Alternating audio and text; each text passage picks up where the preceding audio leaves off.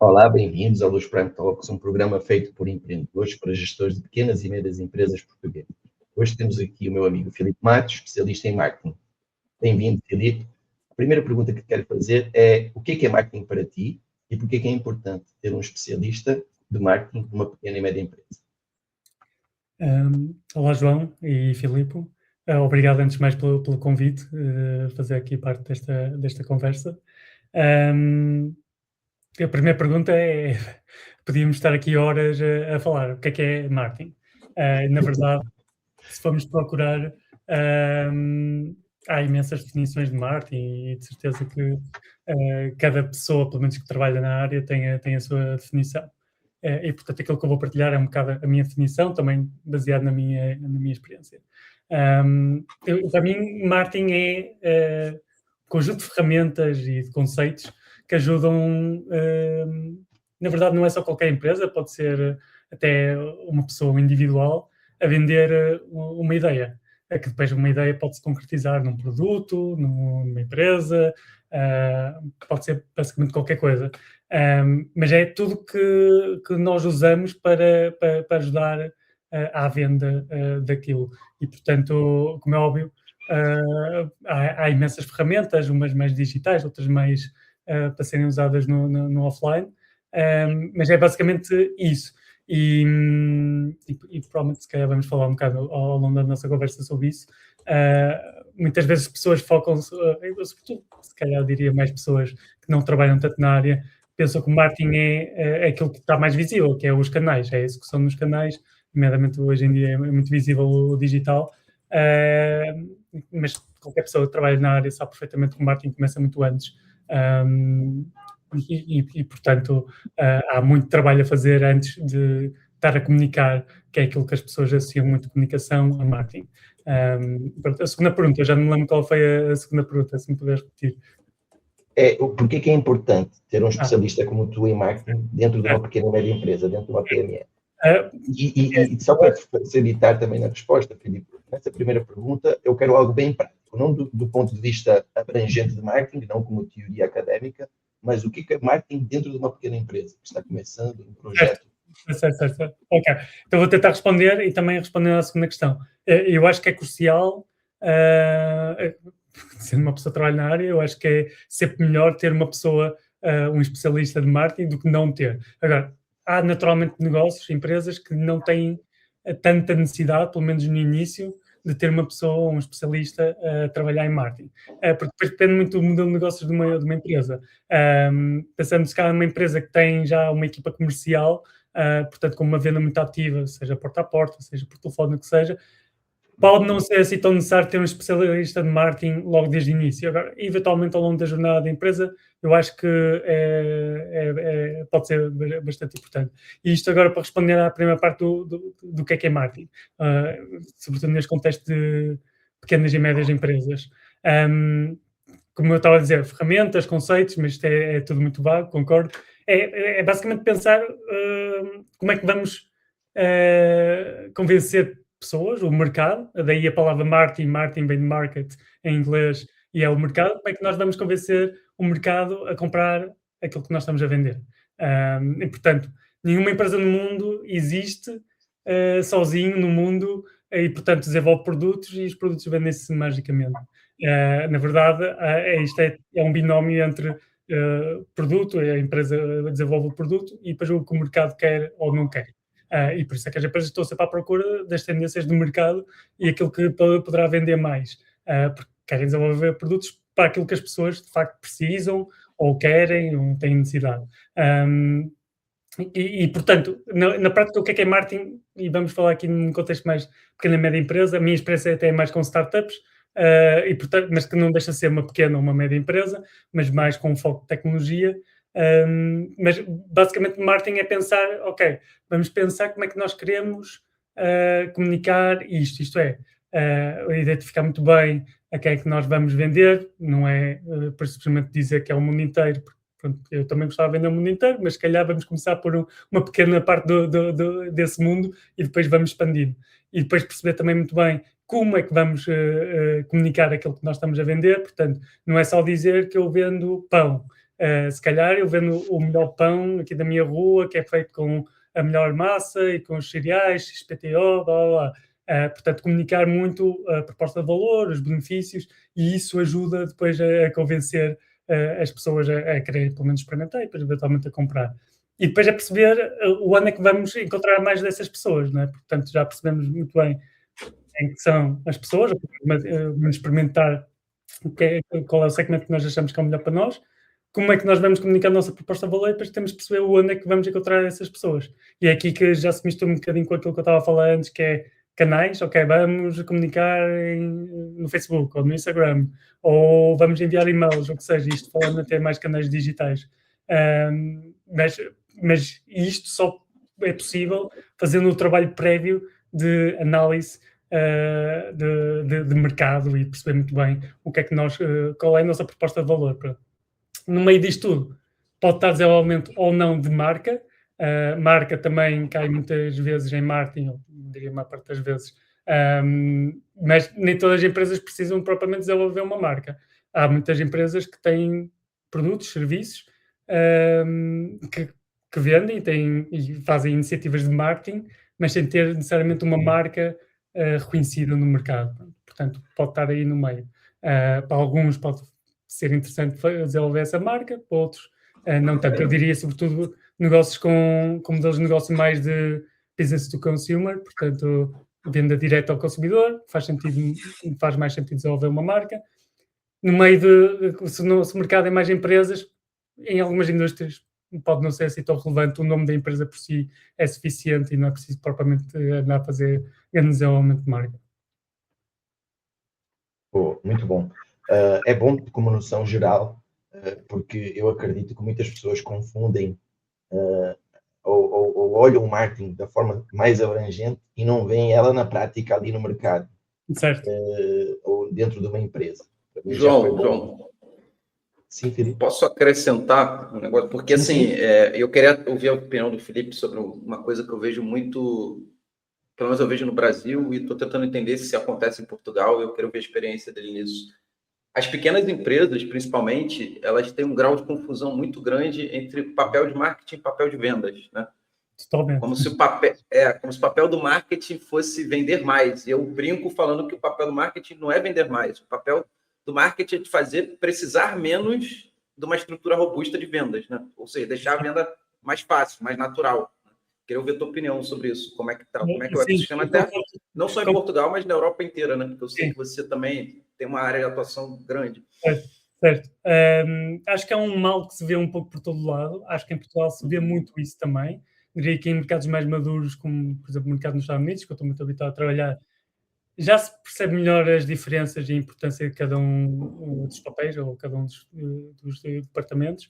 Em Portugal acontece muito isso, que é... E eu próprio também já trabalhei em empresas em Portugal em que havia os dois departamentos, mas depois o marketing estava sempre a ser puxado para basicamente apresentar resultados, que era mais vendas. Naquele caso era gerar mais leads para as vendas depois poderem trabalhar.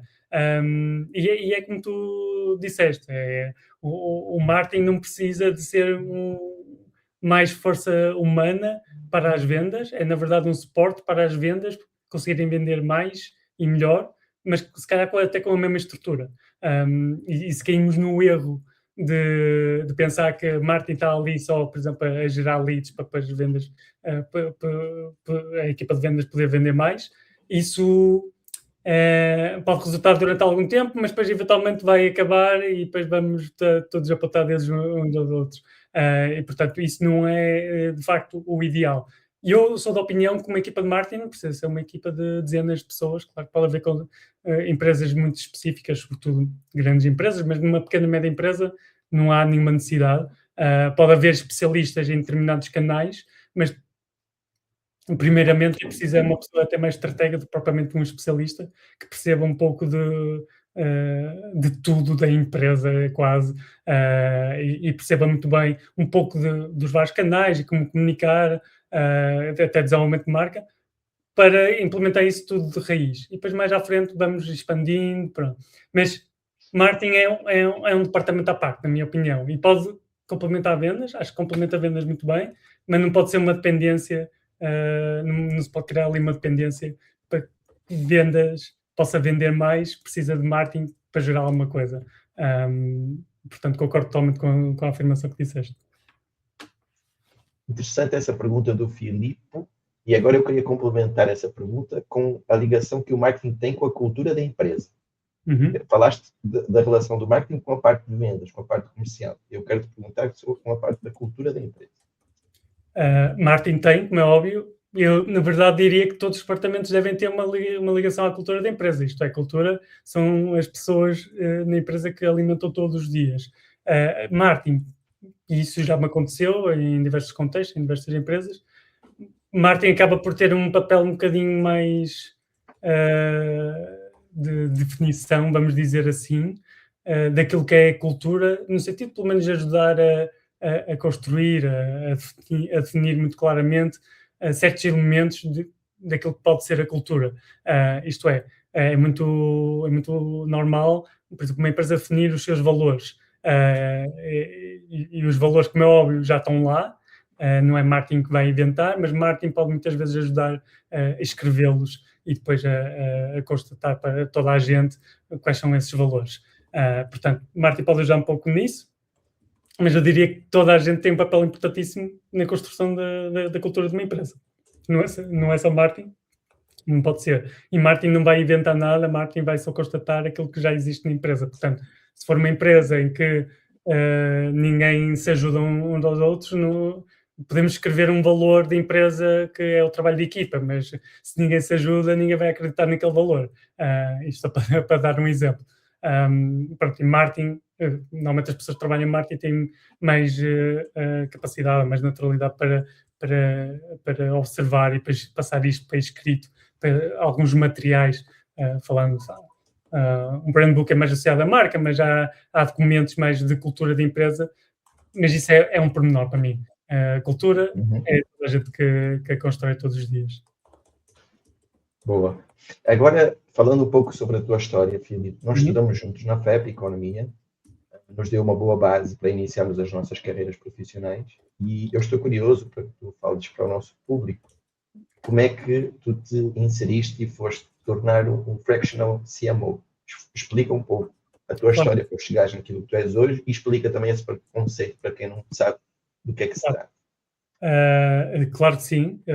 Eu, quando estudei na FEP, ao mesmo tempo que tu, mal pensava se querem trabalhar em marketing, muito menos ser um fractional CMO na altura, não era uma coisa que me passava pela cabeça. Mas foi um caminho, portanto, eu já estou neste caminho há cerca de 14 anos. E, na verdade, o meu caminho para o marketing surgiu até, vamos dizer, relativamente rápido, mas só depois da faculdade. Portanto, eu estudei Economia, como tu referiste, e depois de um ano, ou nem tanto, a trabalhar, depois de ter acabado o curso, na verdade descobri primeiro o mundo das startups e depois descobri o marketing. Como é óbvio, já sabia marketing, nós próprios tivemos cadeiras de marketing na faculdade, mas nunca foi algo que propriamente me tivesse interessado para explorar em termos profissionais. Isto porque, lá está, olha, um bocado repetindo aquilo que tu disseste no início de marketing e teoria e tal, na faculdade é tudo muita teoria, mas na verdade para mim marketing é muito mais engraçado quando se trabalha a sério numa empresa e está-se ali a desenvolver as coisas. E foi isso, o que aconteceu foi quase, vamos dizer, por acidente, isto é, houve uma vontade minha de explorar um mundo diferente, portanto eu no início da minha carreira profissional comecei a trabalhar, como muitos de nós, numa empresa com relativa dimensão, uma empresa com milhares de pessoas. Foi uma experiência interessante, mas comecei muito rapidamente a não me rever, sobretudo na falta de impacto que eu sentia no dia-a-dia, que também é normal, porque quer dizer, eu era uma pessoa com 22, 23 anos, é normal, tinha pouco impacto, mas depois, nessa altura, aconteceu uma coisa bastante interessante cá em Portugal, foi a altura que o mundo das startups começou a florescer de forma bastante significativa. E isso despertou um interesse qualquer em mim que fez com que fosse procurar. Comecei a ir a eventos, comecei a falar com pessoas e, a certa altura, surgiu a oportunidade de trabalhar com uma startup. E até hoje, basicamente, tenho trabalhado com startups, umas mais pequenas, outras maiores, mas até hoje tenho trabalhado muito neste mundo e não de todo no mundo de empresas enormes, porque é o ambiente onde eu me senti mais à vontade. um ambiente em que eu sentia que de facto tinha muito impacto, tudo o que eu fazia era muito visível. E depois o marketing surgiu um bocado por necessidade, portanto, nessa startup que eles precisavam era de alguém de marketing, lá está. Depois surge aqui as diferenças no contexto de uma startup, comparando, por exemplo, com uma empresa mais tradicional, é que numa startup muitas vezes estás a ouvir, sei lá, software as a service ou uma app, ou o que seja, não há propriamente uma equipa de vendas, ninguém vai vender uma app porta a porta, não é? Portanto, marketing e vendas são quase... há startups que não acontece isto, mas a maior parte delas, na verdade, é um só departamento e a venda acontece digitalmente por causa do marketing, não é? Não há propriamente uma pessoa a fazer uma venda ativa. E era isto que eles precisavam, era, ok, nós temos uma equipa de engenheiros que desenvolveu o produto e agora precisamos pôr isto lá fora e que as pessoas comprem, pronto. E, portanto, nós precisamos que tu nos ajudes nisso. E a minha experiência, basicamente, foi de ter estudado economia e também um pouco de gestão, porque os cursos são bastante semelhantes. Sabia um pouco de marketing, mas todo o marketing que eu aprendi foi, ou eu diria 99% do marketing que eu aprendi foi on the job, nos vários desafios que eu tive nas várias empresas. E pronto, e desde aí eu descobri que gostava de facto daquilo, como eu não sabia quase nada no início, mas depois fui aprendendo e até hoje acho que sei muito mais do que na altura. E pronto, então descobri de certa forma um match perfeito entre, ok, o tipo de empresa que eu gosto mais de trabalhar e também a área que eu de facto gostava de explorar mais e mais, e foi sendo assim. Portanto, no início era um pouco mais especialista, portanto era mais responsável por exemplo, canais de comunicação, trabalhava isso, depois a certa altura comecei a pegar nas outras áreas de marketing como um todo. Quer dizer, muitas vezes startups só tinham uma pessoa de marketing, portanto eu trabalhava tudo. A certa altura depois também comecei a ser, vamos dizer, promovido e a liderar pequenas equipas de marketing e pronto, e cheguei até hoje nesta função, vamos dizer, fractional CMO, que se calhar tu vais ter outra pergunta preparada para explorar o que é exatamente isto do fractional CMO. Mas se quiseres posso responder já. Não, podes responder. Explica para quem não sabe o que se trata. Portanto, CMO é Chief Marketing Officer, acho que é uma sigla que muita gente conhece, portanto é um cargo que eu, de alguma forma, já desempenhei no passado. O fractional é, portanto, como o próprio nome diz, fracional em português também funciona. Isto é uma atividade minha recente do ano passado, em que eu me estou a expor ao mercado com vamos dizer, um trabalhador independente que presta serviços como se fosse um CMO, mas de forma fracionada. Portanto, eu em vez de trabalhar só com uma empresa full-time todo o tempo, eu dou os mesmos serviços, mas por uma fração do meu tempo. Portanto, há 2, 3 dias para uma empresa, outros 2 ou 3 dias para outra empresa. Como é óbvio, não trabalho com 20 empresas ao mesmo tempo, porque isso seria demasiado, ninguém conseguiria fazer isso. Mas a ideia é basicamente fracionar. E a tese que eu tenho é que eu, depois destes anos todos, trabalhar com muitas startups, algumas muito no início, outras já mais avançadas, a tese que eu tenho é que muitas destas empresas não precisam de alguém de marketing a full-time logo no início. Eu posso dar um exemplo, que é um exemplo que eu dou muitas vezes de própria experiência. Eu tive uma das startups que ainda estava a desenvolver produto, eu entrei na empresa e estive mais de um ano à espera que o produto estivesse pronto para ser vendido. Portanto, como é óbvio, durante esse ano fui preparando muita coisa, mas o raio de ação que o marketing pode fazer sem um produto no mercado, pronto para ir para o mercado, é curto, não é? Pronto. Portanto, eu acredito mesmo que naquele momento aquela empresa precisava já de alguma preparação, mas provavelmente não precisava de um especialista tão sénior, a full-time, durante mais de um ano, a preparar um lançamento. E é aqui neste espaço que eu me movimento. Empresas, sobretudo startups, que estão a começar, que querem de facto começar a pensar todo o seu go-to-market, que envolve também marketing, mas que não têm capacidade de contratar uma pessoa sénior a tempo inteiro, ou mesmo têm capacidade, eu acho que é um desperdício de recursos que podem alocar noutras áreas naquele momento. E basicamente a ideia é trazer um pouco mais de senioridade, portanto, muitas vezes isto também é um erro, e se calhar vamos falar disso, é um erro que vejo já acontecer, que é, ok, não temos capacidade de contratar alguém mais sénior, então vamos contratar alguém mais júnior para desenvolver isto de raiz. Naturalmente, pessoa mais júnior, e eu já fui júnior, portanto não tenho problemas nenhum em dizer isso, não tem tanta capacidade, não tem a experiência, a bagagem para trazer, para ajudar a preparar aquele lançamento. E, portanto, a minha ideia é, ok, eu trago senioridade por uma fração do tempo e uma fração de custo, naturalmente. E é essa a ideia por trás do Fractional CMO e é aquilo que eu faço hoje em dia. Interessante. E Filipe, eu fico com algumas dúvidas no seguinte sentido. Eu já vi no mercado alguns colegas a iniciarem empresas, e principalmente a geração mais velha que nós, a se dedicarem ao mesmo segmento durante toda a vida. E depois, por algum motivo, a empresa não dá certo, e, por exemplo, no setor comercial, ela alega não deu certo por causa que não escolhi bem o ponto comercial, ou o produto não era adequado, ou o timing não era correto, e os investimentos às vezes são de algumas centenas, dezenas de milhares de euros. E aí eu te vejo a falar um pouquinho na estratégia de go-to-market, e nessa estratégia de go-to-market, me diz se faz sentido, ou até que momento, ou em que momento é que eu escolho investir um valor significativo num negócio e eu não posso substituir isso por uma experiência prévia para entender se existe mercado ali para o meu produto. Tens algum tipo de estratégia para abordar isso? Porque certo. Já paga a especialidade do especialista, só esse risco que não se corre. Totalmente. Pronto, isso é um dos erros mais comuns de empreendedores, e não é só no Brasil ou em Portugal, é em todo o mundo. Há muita gente que vai de cabeça para uma ideia, muita gente também que não é só a ideia e desenvolve o produto, às vezes anos, e depois vai para o mercado e bate na parede e aquilo não resulta. Como é óbvio, o pior cenário possível é perder anos de vida e dinheiro para uma coisa que depois não resulta. Eu sou da opinião que é possível fazer de uma forma muito mais lean, ou pelo menos alguma validação antes de se tirar de cabeça. Também não sou da opinião que deves fazer aos pouquinhos e tentar.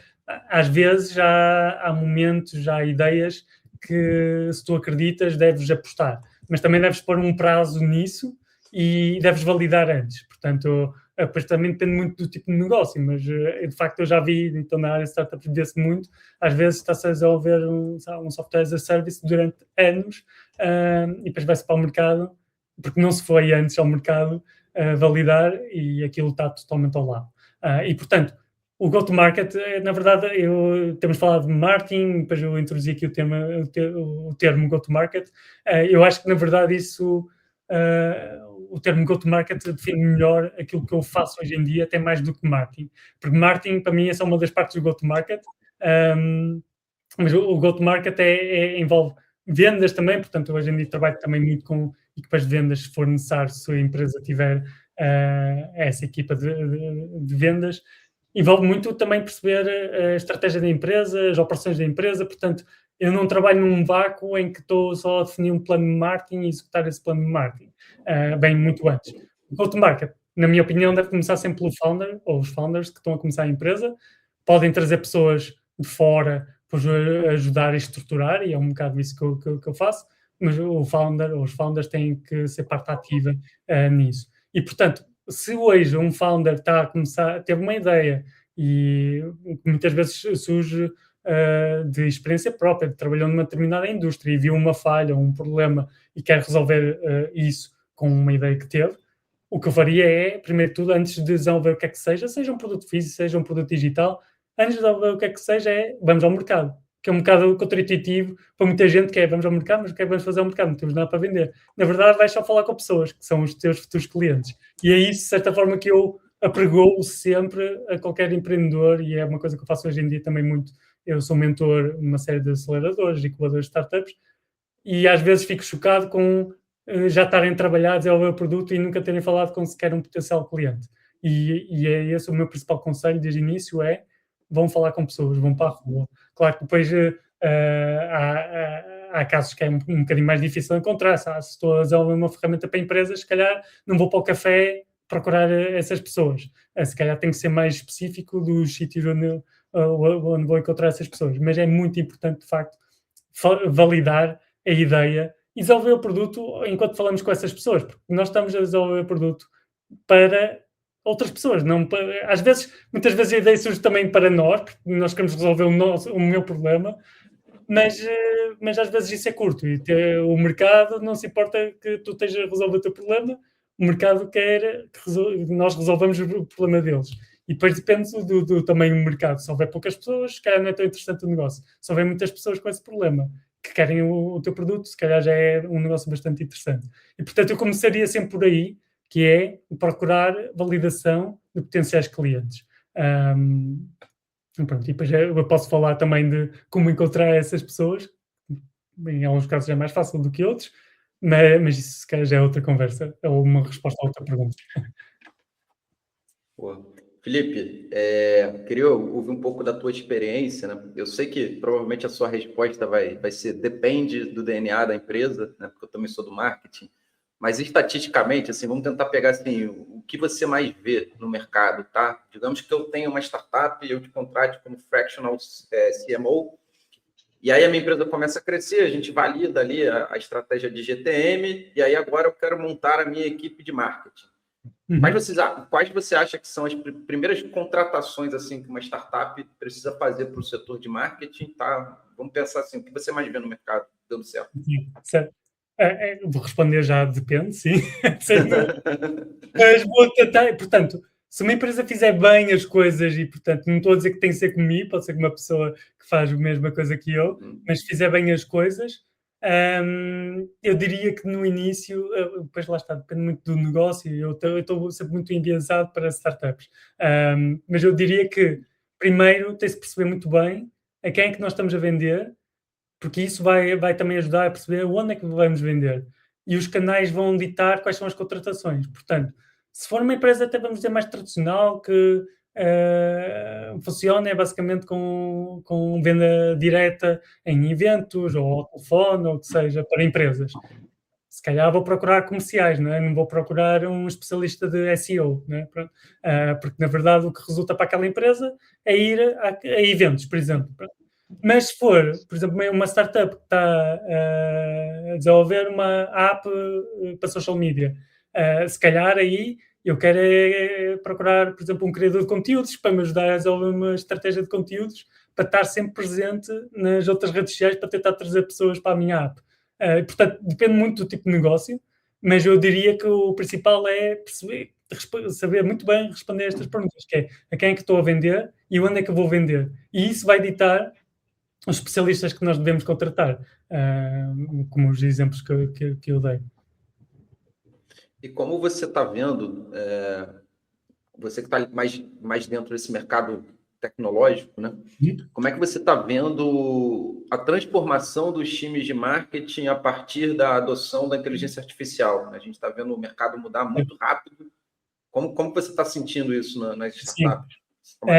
Estamos numa fase, eu diria, muito de transição em que ainda não sabe muito bem o que é que vem aí. Isto é, falando somente de como é que o marketing e as equipas de marketing se estão a adaptar ao AI. Eu acho que vai haver oportunidades, isto é, vão surgir profissões novas com o AI, portanto, se há 15 anos, aliás, há 20 anos, ninguém imaginava que ia haver especialistas de SEO para otimizar a pesquisa no Google, porque não havia tal conceito, não é? Pronto. Agora já se começa a falar, de facto, de especialistas para a pesquisa no AI, no GPT ou semelhante, não é? Portanto, ou já está a começar a surgir este tipo de oportunidades em que o AI é uma ferramenta como qualquer outra, ou as plataformas como o ChatGPT são uma ferramenta como qualquer outra, e, portanto, exigem alguma especialidade nova que não existia antes. Ao mesmo tempo, também vai eliminar, se calhar, algumas gorduras, algumas coisas que antes não era tão fácil fazer por falta de recursos humanos, e agora, de repente, temos ali um agente de inteligência artificial que permite fazer isso. Eu sinto muito no meu trabalho que eu consigo fazer muito mais coisas do que conseguia fazer há 5 anos.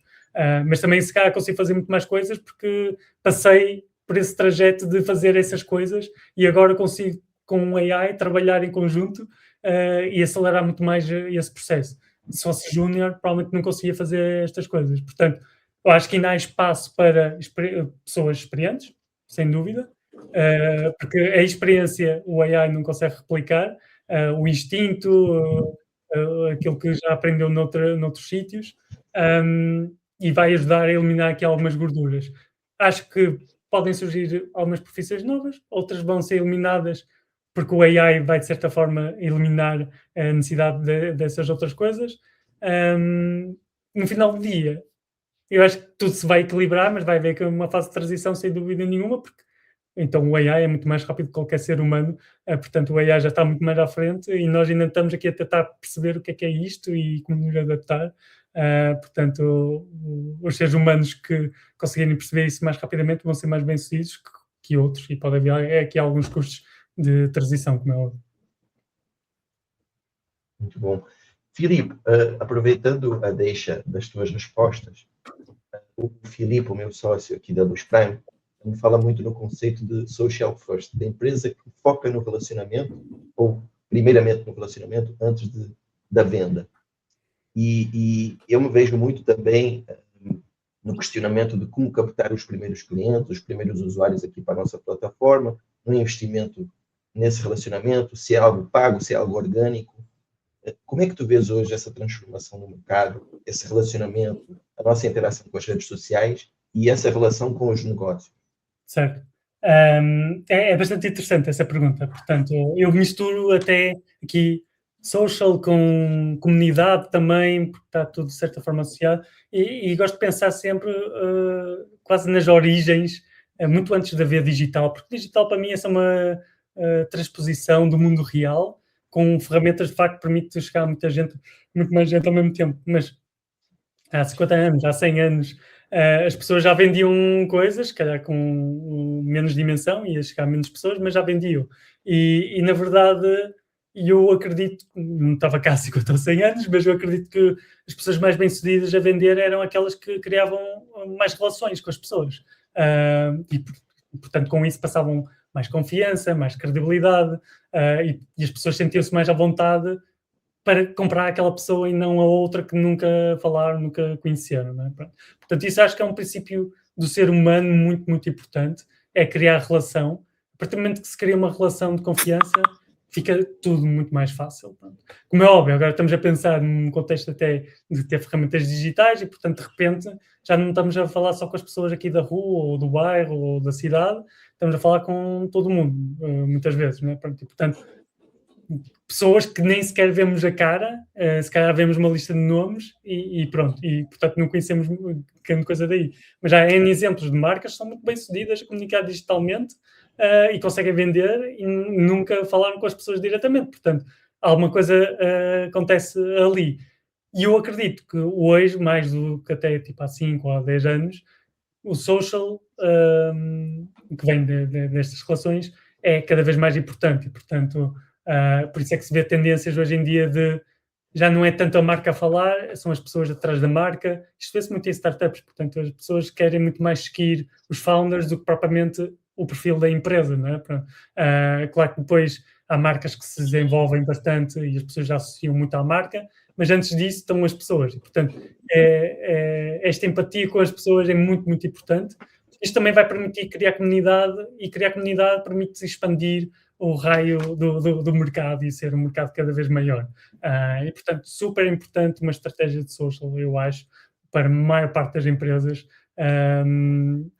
E a facilidade que há hoje em dia é que, na verdade, nem precisas de grande produção, não precisa ser tudo muito cuidado. Na verdade, isso acho que quase ficou tipo, nos anos 90 ou nos anos 2000, e hoje em dia as pessoas querem as coisas muito mais cruas, ver de facto o que é que está por trás, o que é que a pessoa pensa e associar-se a isso. E está tudo bem se algumas pessoas não gostarem, mas se acreditas que há um grupo de pessoas que vai gostar, e está tudo certo aí. Se calhar é esse grupo de pessoas que tu queres convencer para vender alguma coisa. Mas, para resumir, criar relações torna tudo muito mais fácil do que estar a vender, e acho que o conceito de cold selling está a cair cada vez mais em desuso, porque está todo mundo está cansado de receber chamadas do nada. Ainda hoje, há uma hora, eu recebi uma chamada dessas e eu não quero comprar. Naquele caso até era uma empresa que eu já conheci, que eu já fui cliente, mas que eu agora não quero. E se calhar se eu tivesse uma relação com eles seria diferente. Portanto, se calhar se eles relacionassem comigo de uma forma diferente antes de me tentarem vender novamente, eu se calhar até pensaria de outra forma. Mas de repente recebo uma chamada do nada a tentarem vender outra vez a solução que eu já cancelei há anos, se calhar não é a melhor abordagem e nunca será o meu conselho. Felipe, eu tenho visto muito um termo, tá? Não só no Brasil, mas que está crescendo em termos de relevância, que bate muito com o que você está falando, que é o tal do Founder-led Growth, né? Que é o crescimento liderado pelo fundador. Certo. E eu me arrisco a dizer, tá, que hoje, e eu queria ouvir a tua opinião sobre isso, é quase mais importante quem está vendendo do que o que está sendo vendido.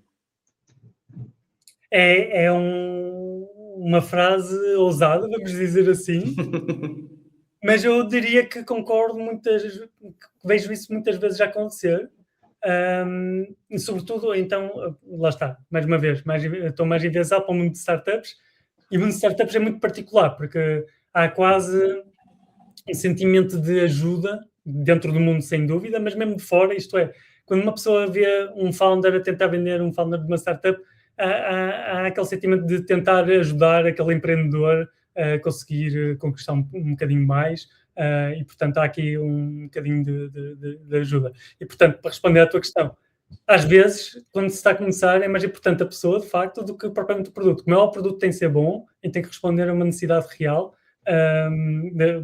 do mercado, a quem estamos a vender. Mas muitas vezes o que desbloqueia é a pessoa. É a relação que se cria com aquela pessoa, é a pessoa ser, sabe, mais empática, mais vulnerável, e às vezes também a história tem por trás, a experiência tem por trás, portanto, sei lá, eu hoje em dia, falando do exemplo mais claro que tenho na minha cabeça, que sou eu próprio, se calhar eu hoje em dia consigo comunicar melhor aquilo que eu estou a fazer hoje, porque passei por tudo o resto e sou muito aberto nas minhas experiências, e se calhar as pessoas relacionam-se mais com isso, propriamente eu estar aqui só a vender sem nenhuma história por trás. Portanto, eu concordo bastante, acho que é de facto uma tendência que já se vê há algum tempo no Founder-led Growth, é muito importante, e é algo que também trabalho com alguns founders, quando faço mentorias, muitas vezes há vários tipos de founders, como vocês sabem, há founders que se calhar são como nós, que estamos prontos para ir falar lá fora, falar com pessoas. Se calhar há aqueles founders mais técnicos que preferem ficar em casa, no escritório, a desenvolver produto. E eu digo a esses que, na mesma, que é muito importante falarem com pessoas, não só pela validação do mercado, que nós já falamos antes, mas também para se exporem, porque não há melhor história do que a história de quem está a criar. Ou melhor, se calhar não é só a questão de ser a melhor história, é, na verdade, se calhar é a única história que tem para contar, porque o produto que estás a ouvir, a não ser que seja um produto totalmente inovador, cheio de patentes, na verdade, provavelmente vai haver alguém que já está a desenvolver algo semelhante para aquele problema. O que pode ser o diferenciador é a tua própria história, é a história do founder. E, portanto, assim, acho que é algo que todos os founders devem apostar. Como é óbvio, podem ter ajuda, portanto, não acredito. Se calhar um founder técnico não tem tanta capacidade para sozinho se expor assim tanto e contar a sua história, portanto, aí podem contar com a ajuda de alguém mais virado para o marketing, mas devem sempre fazer isso, na minha opinião. Eu me lembro que quando eu comecei, quando eu comecei a trabalhar com marketing, a questão do branding, né, do propósito, da marca ter uma personalidade era uma coisa muito longe, muito restrita às grandes empresas, né? Isso eu estou falando de 2010, mais ou menos. Sim. E eu me lembro que a performance, né, compra de mídia, a mídia paga, era um oceano azul, né? Eu me lembro que palavras que eu pagava, sei lá, uma fração de cêntimos naquela época, hoje em dia eu pago alguns euros, né? No clique pela palavra no Google. Então, assim, o custo de aquisição de cliente está ficando cada vez mais caro no mundo inteiro e parece que o branding está tendo que ser uma alternativa muito importante. Acho que as marcas, né, é isso que você está querendo dizer, né? O fundador e as marcas precisam ter uma mensagem maior do que o produto para conseguirem se conectar com as audiências e venderem, né? Qual a importância do branding? Porque isso também é uma discussão, né? O branding é marketing, o marketing é branding. Qual é a relação entre os dois, entendeu? Certo. Para mim, branding está dentro do marketing, portanto é uma pequena parte, uma grande parte, mas é uma parte do marketing. Branding é cada vez mais importante, como é óbvio. Assim, há 15, 20 anos, performance marketing era o oceano azul, hoje em dia é um oceano negro, se podemos chamar assim. Isto é, claro que continua a haver oportunidades, continua a ser um canal válido, mas a questão é que o mundo digital hoje em dia é muito diferente daquilo que era em 2010 ou em 2005 ou em 2000, e portanto basicamente estamos numa competição pela atenção, e portanto a não ser que tenhas os bolsos cheios de dinheiro e possas de facto investir milhares e milhares e milhares por essa atenção, que é o performance marketing, como estavas a dizer, que é um canal tão válido como qualquer outro. Normalmente as startups não têm assim tanto dinheiro para apostar assim, e o problema é que, como ainda é mais caro e mesmo assim não tem garantia de resultados que todo esse dinheiro traga a atenção que tu queres, porque depois também há um tema de conversão que se calhar há 15 anos para um determinado problema só havia uma ou duas soluções na internet, mas hoje em dia há 20 ou 30 e se calhar eu vou comprar aquela solução que eu gostei mais da marca, fui ver os founders e gostei mais daquilo que eles disseram do que aquela que basicamente só recebi um anúncio e está ali a tentar vender à primeira vez, sem qualquer tipo de relacionamento, voltando ao tema das relações. Portanto, sim, marca, muito importante, não só marca da empresa, mas marca pessoal também é um termo cada vez mais usado, e daí também os founders também, de certa forma, estão a expor a sua marca, é o seu nome, a marca de um founder é o seu próprio nome, é como eu usar o meu nome e as pessoas reconhecem o meu nome a alguma coisa, a uma ideia que eu quis passar. E eu acho que mesmo, aqui não é só startups, mesmo pequenas e médias empresas, vivem muito daquilo que são as pessoas que estão, pelo menos inicialmente, daquilo que as pessoas que estão a criar aquela empresa inicialmente, porque o produto vale muito pouco ao início, depois, eventualmente, com o tempo, a empresa vai ganhando reputação e cria uma marca no mercado, e se calhar, passado 10, 20 anos, o mercado já reconhece aquela empresa, aquela marca daquela empresa. Mas até lá é muito por pessoas, e vê-se muito isso no contexto de micro e médias empresas, as pessoas associam mais rapidamente o Filipe que está a fazer ou a vender aquilo do que propriamente o nome da empresa que o Filipe fundou. E, portanto, é importantíssimo, marcas, seja de empresas, seja de pessoas, é uma parte importantíssima hoje em dia, e não podemos só apostar em performance marketing ou em cold selling através do telefone ou porta a porta, porque perde-se muito o efeito da relação que nós já falamos anteriormente. E Filipe, eu queria aproveitar agora uma oportunidade, Filipe, para tu me dares um exemplo, se não quiseres nomear a empresa, não tem problema, mas de algo que tu tenhas mudado na estratégia do teu cliente, da empresa no qual estavas atuando, do teu cliente ou da própria empresa onde tu estavas, se fazias parte da equipe, e que fez a diferença. Ou seja, foste ao mercado, mudaste a estratégia e isso fez a diferença. Nos explica como é que aconteceu, o que é que estava a dar, o que é que era errado, qual foi o teu pensamento e quais foram os resultados da adoção dessa estratégia. Okay.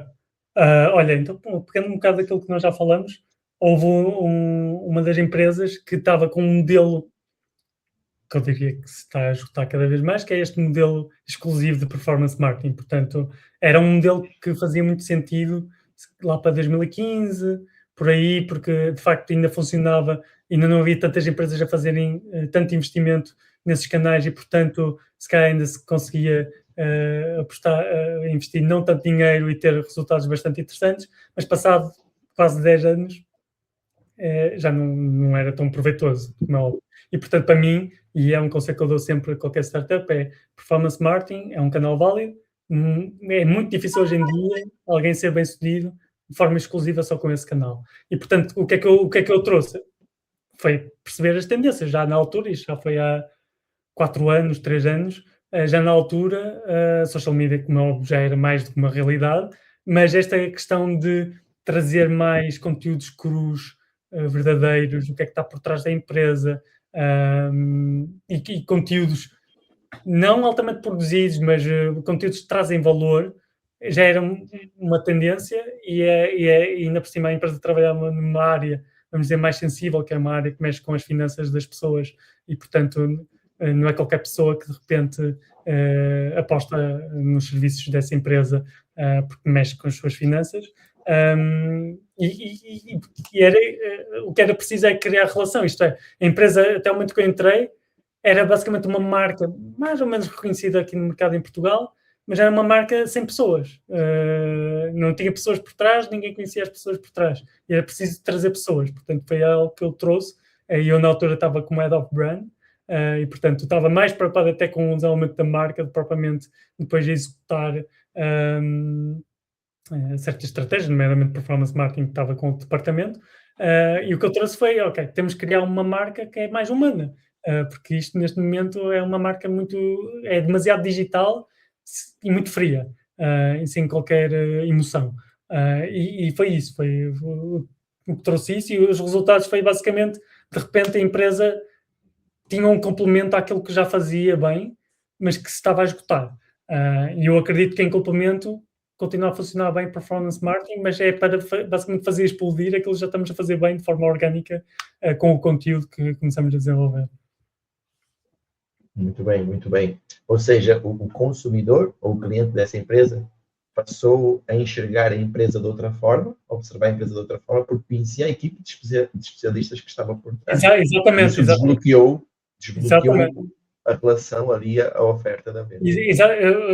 Desbloqueou de várias formas. Primeiramente, no awareness, portanto, mais pessoas ficaram a conhecer, se calhar, a marca, apesar de até ser uma marca já um pouco estabelecida em Portugal, mas mais pessoas ficaram a conhecer pelos conteúdos mais interessantes, mais atuais, que começamos a desenvolver, mas depois muito isso, que começou a desbloquear a conversão. Portanto, isto é uma empresa que também tinha uma equipa de vendas, de facto, venda ao telefone, com um modelo também de cold selling às vezes, e tentar recuperar pessoas através dessa abordagem, mas as pessoas que convertiam mais eram aquelas pessoas que já acompanhavam a marca e conheciam as pessoas que estavam por trás. E, portanto, isso é uma abordagem que, para mim, vai sempre resultar, porque voltamos àquelas bases que falamos há pouco, que é, se eu já conhecer a pessoa, já vi aquela pessoa num post e já conheço, e o founder, não sei o quê, e de repente o founder vem falar comigo para me vender, já é totalmente diferente. Tipo, não digo que seja um amigo, mas já é uma pessoa que eu ali conheço.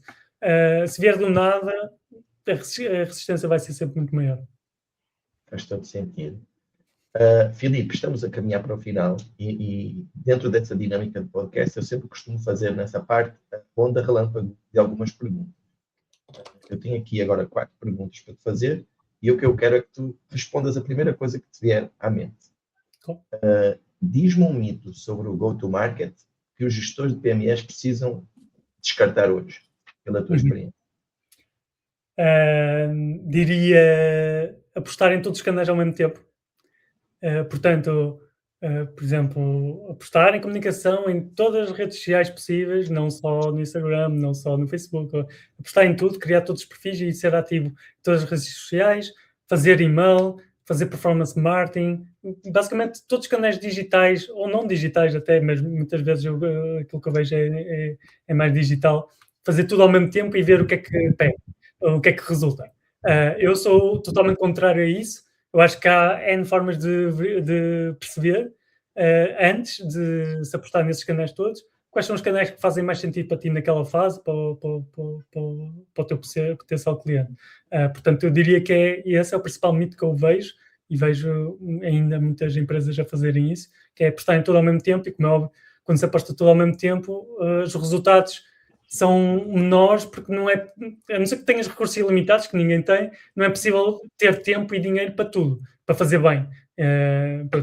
Naturalmente a dificuldade vem, ok, então como é que escolhemos? Isso é toda uma outra história, que vem com a experiência de alguém como eu, que já passou por uma série de coisas e consegue perceber para aquela empresa, naquela fase, o que é que faz sentido. Mas nunca será apostar tudo ao mesmo tempo.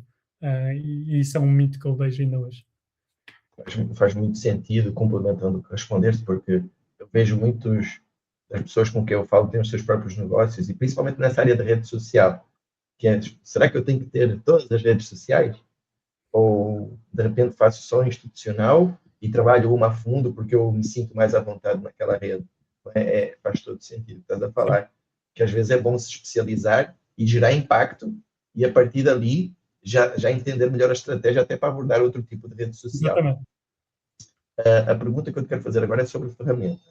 E o que é que tu consideras como ferramenta indispensável para um utilizador que quer validar uma ideia de negócio rapidamente? É uma pergunta interessante, porque anteriormente eu disse que para validar tens de falar com pessoas.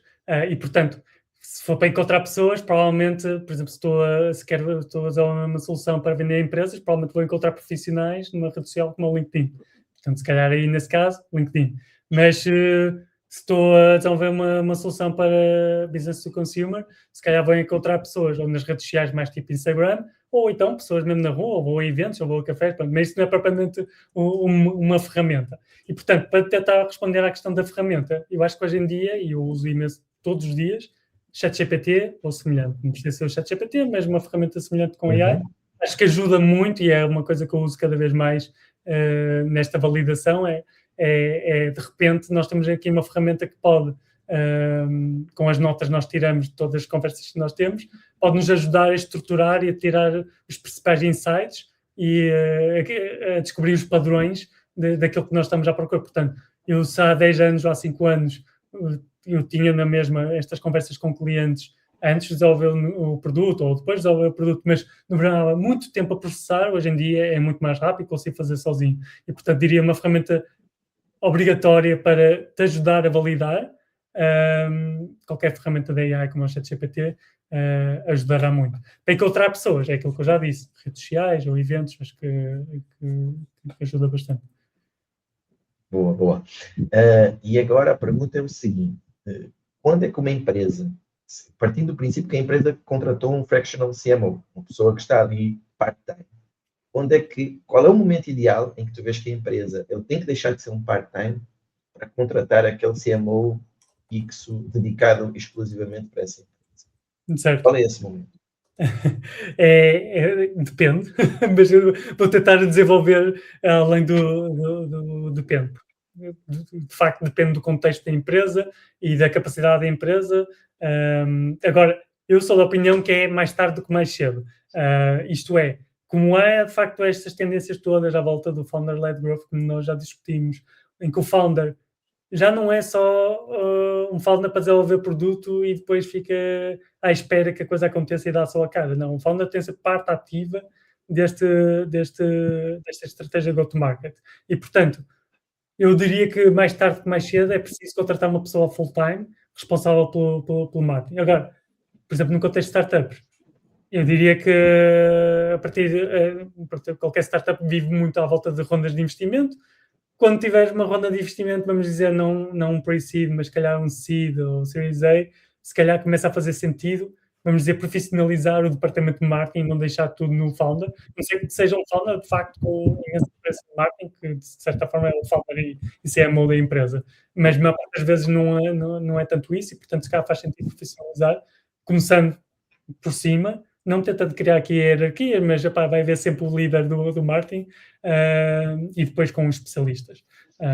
Portanto, é difícil dizer que é passado X meses ou um certo nível de faturação, ou que seja, depois eu estou aqui a falar muito de startups, mas pequenas e médias empresas não se regem por rondas de investimento, regem-se por vender ou não vender. Depende muito do papel do marketing. O marketing é um papel muito importante, de facto acho que faz sentido trazer alguém full-time para essa função. Se for uma empresa mais tradicional, muito mais à volta de departamento comercial e vendo só dessa forma, se calhar não precisas de alguém full-time para isso e podes só contratar especialistas para determinadas áreas do marketing. Eu vou aproveitar essa tua resposta. Isto era para ser respostas rápidas, não foi propriamente rápido, mas são... Não, foi conteúdo. Foi conteúdo, perfeito, Filipe. Mas agora me deu vontade de fazer outra pergunta, que é: supõe que eu te peço um conselho para contratar um CMO ou uma plataforma como a Luz Prime ou um negócio similar. Tu contratarias um CMO que fosse especialista em plataformas digitais, como a Luz Prime, ou seja, somos uma plataforma digital, um negócio 100% focado em vender para gestores e donos de empresas, ou tu me indicarias um CMO com experiências mais abrangentes de outros segmentos, de outros setores, ou seja, tu foca no especialista daquele segmento, ou tu queres alguém que tenha experiência de ter atuado com vários tipos de negócios? Ok, há várias camadas aqui. O meu conselho só pode ser aquilo que eu também passei, isto é, eu trabalhei com imensas empresas de N indústrias, N setores muito diferentes. E isso nunca foi um problema para mim. Porquê? Porque eu estava num contexto de startups tecnológicas em que, de certa forma, há uma forma, há um padrão para construir a estratégia go-to-market para cada uma delas, que não depende necessariamente da indústria. Pode ser um produto em healthcare, ou pode ser um produto para animais de estimação, pode ser um produto em finance. Um pouco interessa, como é óbvio, é importante depois eu, alguém nesta posição, inteirar-me e conhecer essa indústria, porque vai-me ajudar na minha formação. Mas para ser contratado, eu não preciso estar muito dentro do setor. Mais importante que isso obviamente, uma série de soft skills. Quanto mais líder for a pessoa, portanto, com mais liderança é preciso ter mais soft skills, propriamente hard skills. Mas eu diria que estou aqui a tentar lembrar da forma como tu construíste a tua pergunta. Se contratas o especialista ou se contratas com experiência mais avançada? Eu diria sempre a experiência mais abrangente do que especialista. Porquê? Especialistas é mais fácil de encontrar, por que pareça, porque pronto, há N especialistas para N especialidades. Uma pessoa mais abrangente, mas que consegue apanhar várias questões, várias áreas da empresa e até ter uma abrangência grande. É mais difícil encontrar a pessoa certa para isso. E eu acredito mesmo que o facto de alguém que já passou por várias áreas, vários setores, que isso traz mais do que menos para aquela função. E, portanto, a pessoa até pode ter passado por diferentes indústrias, depois quando vai ali tem tempo para conhecer a indústria, mas traz muito mais, tipo, abordagens diferentes, visões diferentes de outros sítios. Pode ser interessante para inovar, trazer algo diferente para o desafio naquele momento. Conectar os pontos, né? É muito importante. Certo. Eu acho que o generalista, ele pavimenta o caminho dos especialistas, né? Porque ele consegue testar vários canais e assim que o canal fica maduro, aí vem a figura do especialista. Sim. Mas, Felipe, eu queria agora dar uma olhada aqui no ecossistema de pequenas empresas em Portugal, né? Se você tivesse que escolher uma competência ou uma coisa para melhorar no ambiente marketing das pequenas empresas em Portugal, se tivesse uma forma de fazer mágica, né? Melhorar um ponto do ecossistema como um todo, qual seria esse ponto? Olhando para marketing. Olha, pegando naquele mito que nós já falamos de por vezes, ou muitas vezes, as empresas basicamente olharem para canais, somente para canais, e apostarem em todos os canais ao mesmo tempo, seria obrigar as empresas a passar por um processo interno, de olhar para o marketing e desenvolver o marketing da forma certa, do início ao fim, e não ir diretamente para os canais.